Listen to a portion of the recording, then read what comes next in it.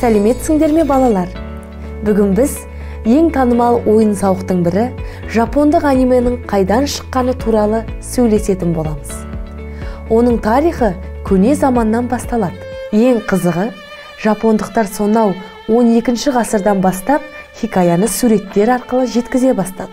Ол кезде адамдар ең күрделі әліпбиді пайдаланғандықтан сөздерді ә дегеннен түсіну мүмкін емес еді. Тіпті ең білімді деген адамдардың өздері де сөйлемдердің мағынасын бірден түсіне алмайтын. Сондықтан олар мәтіндерді суреттер арқылы жеткізетін. 19-шы ғасырдың аяғында күншығыс еліне батыс мәдениеті ене бастады. Осылайша Жапонияда жергілікті комикс, манга дүниеге келді. Бірте-бірте манга заманауи жапон анимациясына айналды. Алғашқы жапондық анимациялық фильмдер 1917 жылы пайда болды. Бұл ұзақтығы 1 минуттан 5 минутқа дейінгі шағын фильмдер еді. Оны жекелеген суретшілер ойлап табатын. Олар америкалық және еуропалық аниматорлардың мультфильмдерін негізге алды. Манга 2-ші дүниежүзілік соғыстан кейін анимация мен кино белсенді дами бастаған кезде ерекше қарқынмен дамыды. Айта кету керек, мультипликацияның көшбасшысында Disney компаниясы тұрды. Disney мультфильмдері нарықты толығымен жаулап алғандықтан,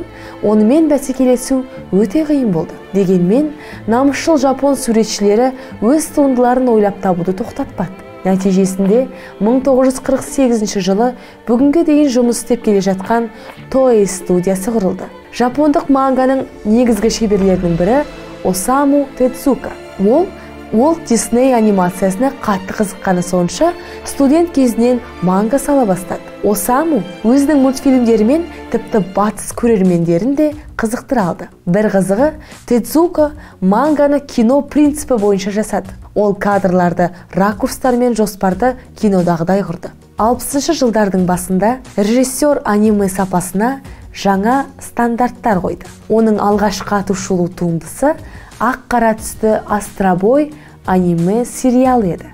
Әрине балалар, бүгінгі сендерге әлгі туынды графика тұрғысынан қарапайым болып көріну мүмкін. Бірақ ол кезде бұл нағыз шедевр және мультипликациядағы серпіліс болды. Сериал шыққаннан кейін Осаму Тедзука манга мен анимацияның атасы деген атаққа ие болды. Сериал атом есімді адамға ұқсайтын роботтың өмірі туралы баяндайды. Оқиға желісі бойынша адамдармен қатар өмір сүретін робот жамандықпен күреседі.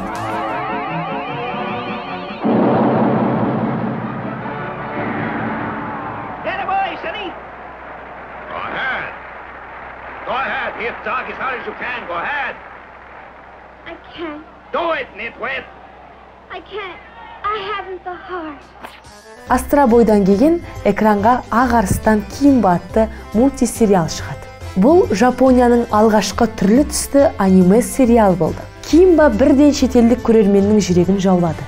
Бір қызығы, Walt Disney студиясы Ақ арыстан Кимбаның идеясын өзінің аң патшасы туындысына негіз етіп алып қана қоймай, Кимбадағы көптеген кейіпкерлерді айнытпай көшіріп алады.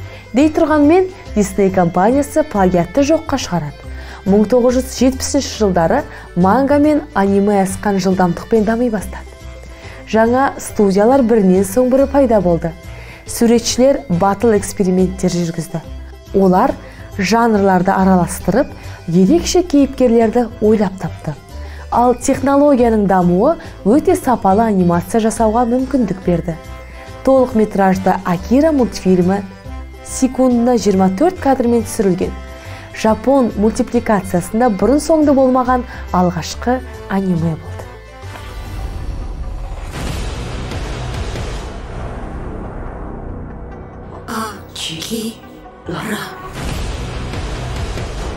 У нас нет выбора. Мы должны научиться управлять им.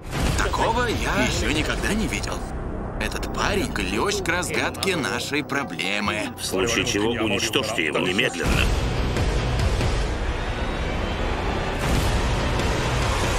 Мы пришли за тобой. Тебе не уйти.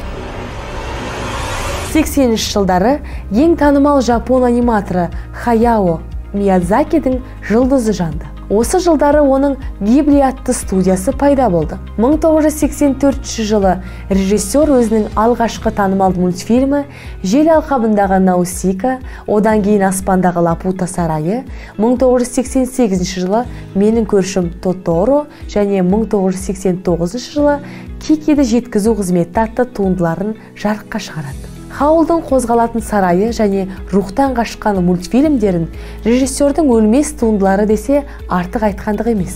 Хаяо Миядзакидің анимелерін бүкіл отбасымен тамашалауға болады. 90-шы жылдары Покемон, Hello Kitty, Candy Candy, Speedy Шабандоз және тағы басқа мультисериалдар пайда болды.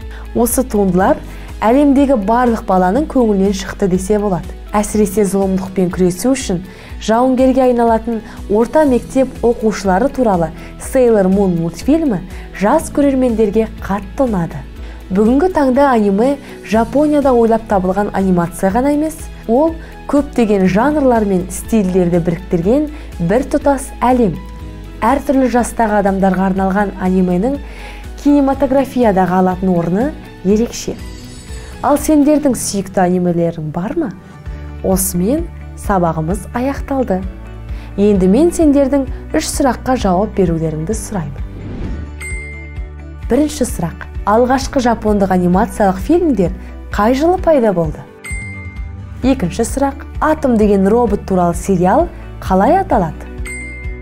Үшінші сұрақ. Хаулдың қозғалатын сарайы туындысының режиссерін ата.